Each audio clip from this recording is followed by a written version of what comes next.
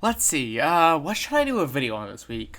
Sing? Nah. Sonic? No. Better Date Than Ever? Nah, I don't think anyone would watch that. Oh. I know. All of them. Hey, howdy, hey guys! Welcome to me reviewing 4 movies that I saw this week, and I don't know which one should get a feature review or do a retrospective yet, so we're gonna just mash them all together, and it's not gonna have the history of a movie like other essays or retrospectives that I do, but it's much more of a form that I can showcase my thoughts on movies that I saw just recently. So, movies are given a score from 1 to 10, and it's just how my letterbox works. This week we have 4 movies on the docket, time codes will be in the description, and let's get in, shall we? So, I finally talked about an Illumination film.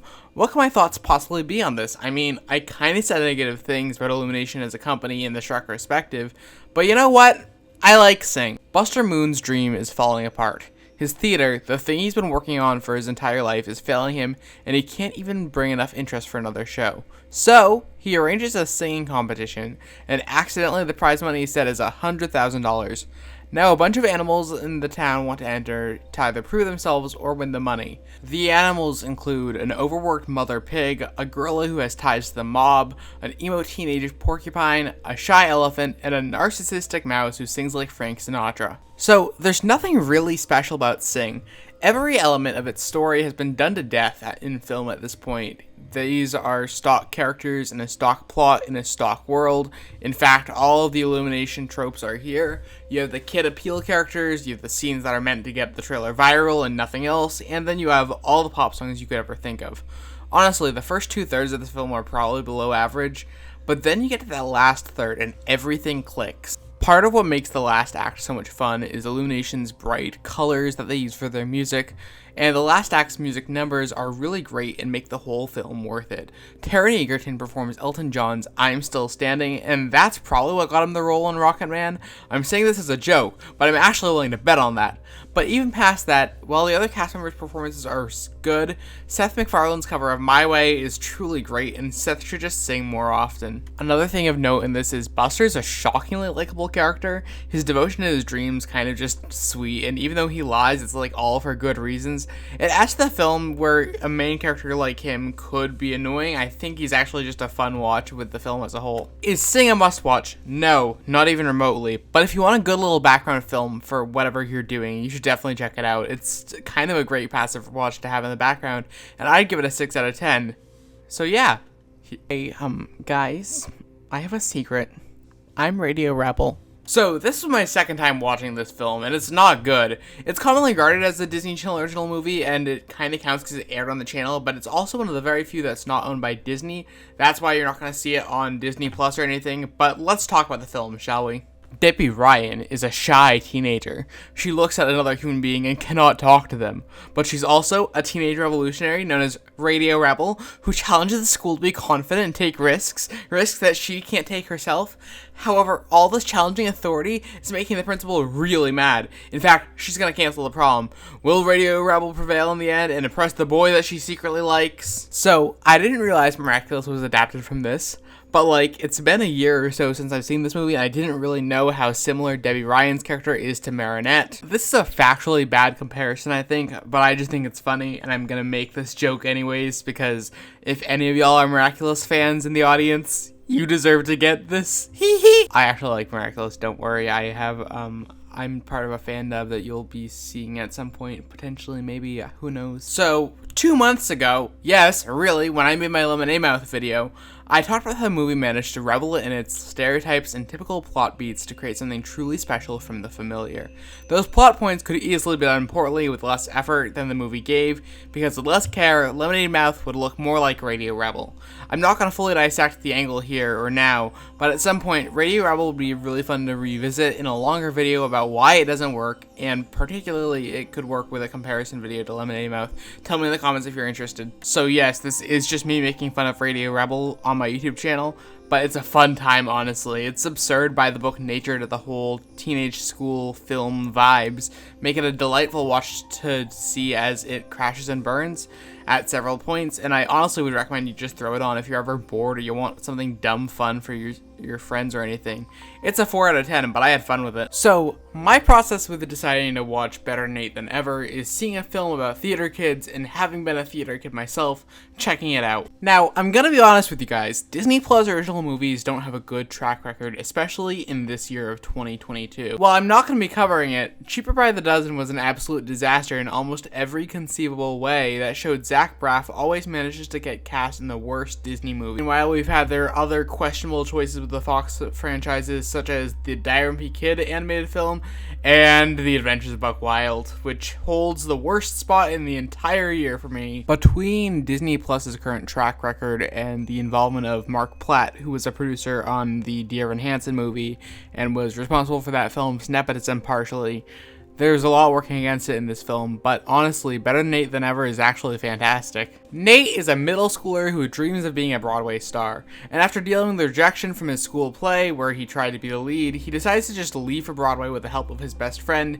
and auditions for Lilo and Stitch the musical, a fictional musical that will probably be made in 20 years and make this film age like a fine wine. I'm gonna go on the record and say there's so much to love in this movie, and I have a big love for like feel-good movies like Wonder and other sorts of that kind, and it's similarly amazing. The actor who plays Nate makes his film debut here.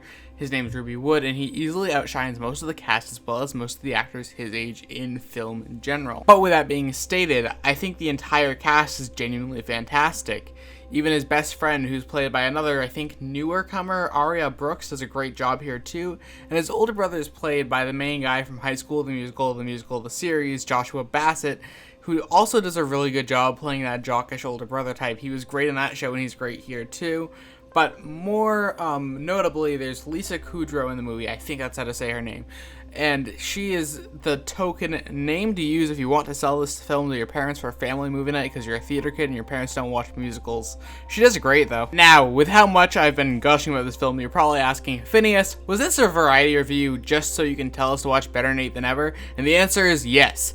Absolutely. This film is just so lovely, and no one's talking about it yet. And if you're not sold now, it has actually good LGBT representation, which is pretty rare for the Disney company. With all this said, I don't think in smaller views it's really fun to talk about a film and gush about it as much as it is to let the audience discover the film themselves. And, you know, you should just go to Disney Plus or a good piracy website and watch Better Nate Than Ever. I promise you it's worth the ride, and you're in for quite the lovely film. I'd give it a 9 out of 10. Let's be real. Most of you clicked on this just because you saw the word Sonic in the title. It's just kind of how our brains work when we see the blue blur's face. Now, the hype around Sonic movies is, like, really big, especially online, and it's, for this film, built back up because the sequel came out in America the day that I wrote this. So, late one night, I finally decided to give this film a watch, and it's fine. Sonic the Hedgehog is always on the run, so on the run that he arrives in the human world, but feels disconnected to its people.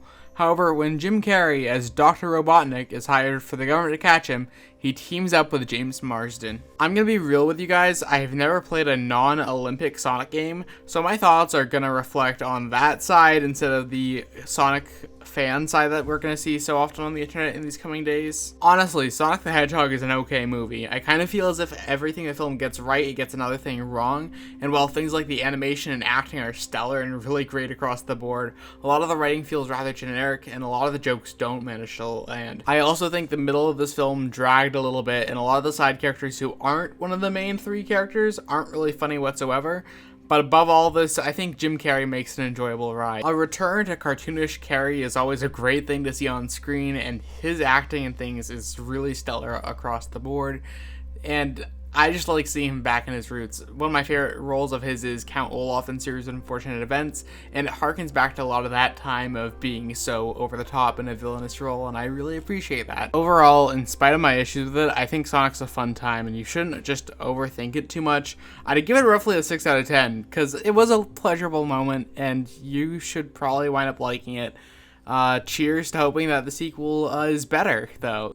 And that honestly just concludes what I've been watching. I hope you guys liked this new little video type, because I think it's just a fun time to talk about things that I probably won't get a chance to talk about in a full-blown essay or retrospective, but it's just nice to go for a variety, especially when I don't have a set like video essay on the mind to make, and they're going to be good building blocks for the future of my content.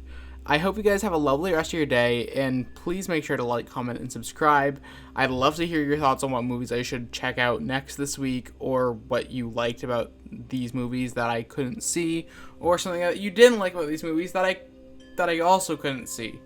Your engagement's always fantastic to have, because you guys are just one of the best communities I could ever ask for. Everyone who's turned out so far at this beginning days in my life of existence.